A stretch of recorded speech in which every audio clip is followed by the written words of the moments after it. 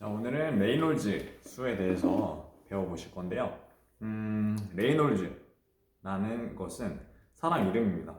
그래서 오스본 레이놀즈라는 사람이고 영국에서 태어나서 1842년부터 1912년까지 살았던 분인데 이제 유체 역학을 연구하신 분이라고 생각을 하시면 되고요. 레이놀즈 수는 뭐냐? 이분이 정해놓은 그런 값이에요. 그래서 2400 그리고 만 기준으로 2400 미만이면은 피해 흐름이 일정하게 좋다, 칙류라고 이제 이분이 정의를 했고요. 1만 이상이다 그러면은 난류라고 정의를 해서 피해 흐름이 이상하다, 막 이렇게 된다, 혈관에 이렇게 쭉 가야 되는데 못 간다 라고 정의를 했어요.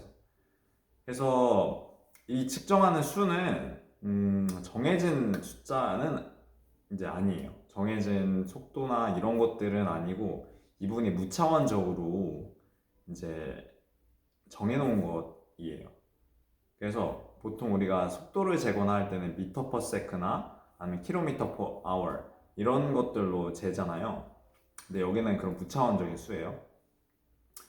그래서 이 속도에 따라서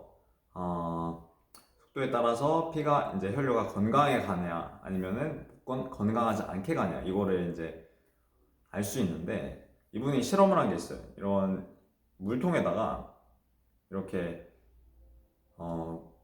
관을 하나 이렇게 뒀고요. 이 물통 안에다가 잉크를 떨어뜨려서 이 속도에 따라서 이 잉크가 이렇게 쭉 일정하게 흘러가는지 아니면은 이상하게 가는지를 확인을 한 거예요. 근데 잉크를 떨어뜨려 보니까 속도가 너무 빠를 때는 이 잉크가 이상하더라, 흐름이. 그래서 이거를 발견을 하신 거예요. 그래서 2400 미만은 측류라고 정의를 하고, 만 이상 같은 경우에는 난류라고 정의를 하고요. 최근에는 이제 2400에서 만 사이는 중간류라고 이제 이분이 이제 최근에 이제 만들어졌어요. 그래서 이 칙류와 난류를 결정하는 것들이 있는데, 첫 번째는 이제 피해 점도예요. 피해 점도가 짙을수록 요 속도가 느리더라.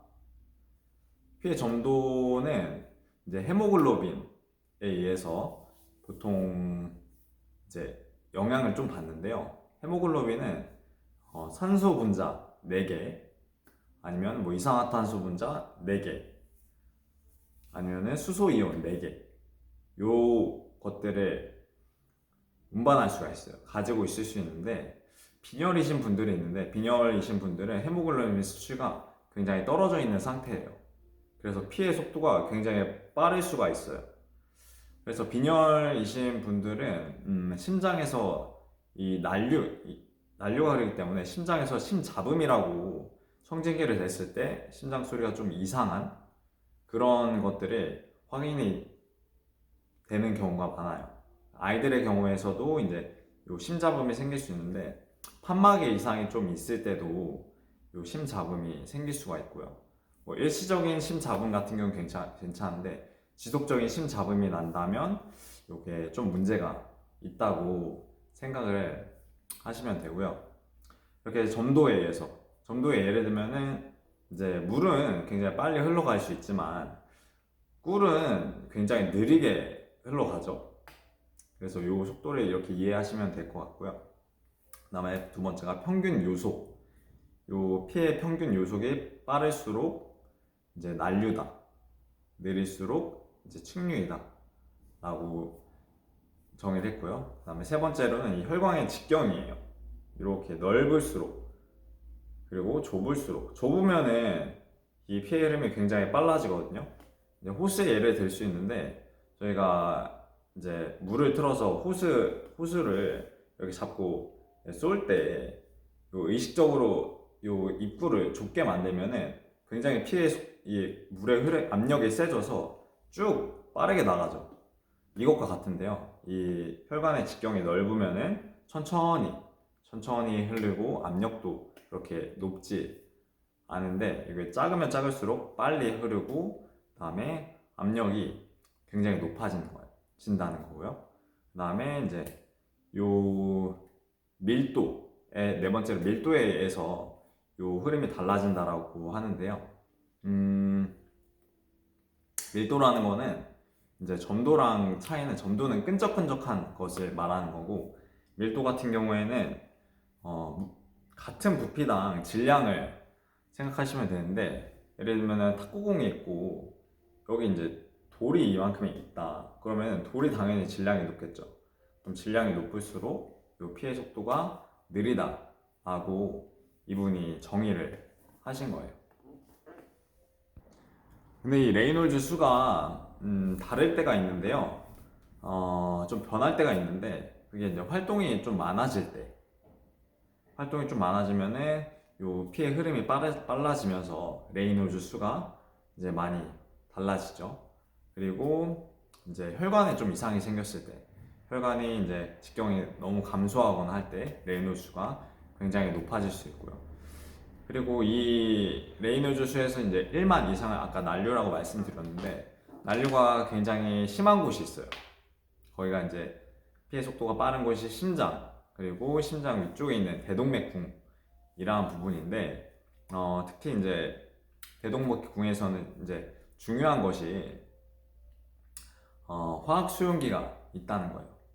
그래서 화학 수용기라는 게 뭐냐면요, 요 화학 물질을 받아서 이제 그걸 감지를 하고 뇌에 신호를 올려 보내줘서 자극을 알려준다거나 아니면은 몸에 변화를 시킨다거나 해주는 어떻게 보면 센서라고 보시면 되는데 화학물 예를 들면 가장 쉬운 예가 맛을 느끼는 건데 이제 저희가 소금을 먹었을 때 이제 짠 맛이 화학 수용기에 나트륨이 화학 수용기에 걸리는 거예요.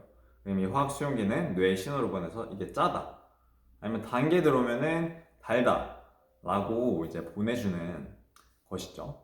그리고 이제 요 대동맥궁에서 같은 경우에는 이제 화학 수용기가 이렇게 들어왔을 때 대표적인 예로 뭐 산소, 이산화탄소 요게 이제 혈장에 붙어서 이렇게 오면은 요게 이제 산소가 부족하면은 그리고 이산화탄소가 많다 그러면 이걸 조정을 해야겠죠. 그래서 이 대동맥궁에서 센서 화학 수용기가 이제 뇌에 신호를 보내서 이 혈관을 좀 넓혀줘요. 혈관을 넓혀주면은 들어오는 산소가 그만큼 많아지겠죠. 그러면은 이산화탄소의 농도도 좀 줄어들겠고요. 그래서 이렇게 신경을 바꿀 수 있는 그런 센서라고 생각을 하시면 됩니다. 그래서 심장과 요 대동맥궁에서 이제 혈관 도수 이완을 할 때는 요 심장과 대동맥궁이 가장 먼저 선행이 된다고 생각하시면 되겠습니다. 그래서 오늘 레이놀즈 수에 대해서 한번 배워봤는데 레이놀즈 수, 뭐 평상시에 우리가 많이 들어올 수는 없지만 이 충리와 난류의 개념을 통해서 피해 흐름이 일정하게 가는 것이 좋구나 라는 것을 이번 시간에 배우셨으면 좋겠습니다.